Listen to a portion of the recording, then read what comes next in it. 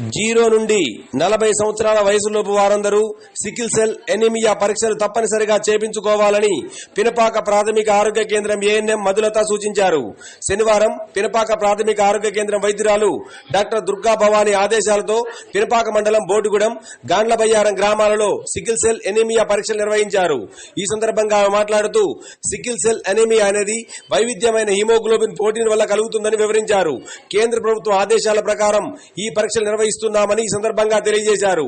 ఈ కార్యక్రమంలో ఏఎన్ఎం సుశీల, ఆశా కార్యకర్త జమున, అంగన్వాడీ టీచర్ సావిత్రి, వైద్య సిబ్బంది పాల్గొన్నారు.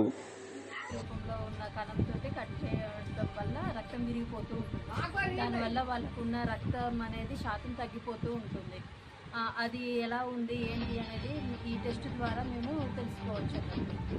అది తెలుసుకున్నాక దాంట్లో ఎవరైనా పాజిటివ్గా ఉంటే మేము అక్కడ వాళ్ళు ఫర్దర్ టెస్ట్ అన్ని చేసి ఆ టెస్ట్కి సంబంధించిన రిపోర్ట్స్ బట్టి వాళ్ళకి ట్రీట్మెంట్ అనేది. దీంతో పాటు ఏ టెస్ట్ చేస్తున్నారు మేడం?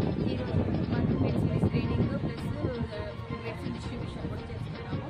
ఈరోజు అలానే వ్యాధి నిరోధక టీకాల అది కూడా ఈరోజు అది కూడా చేస్తున్నాము.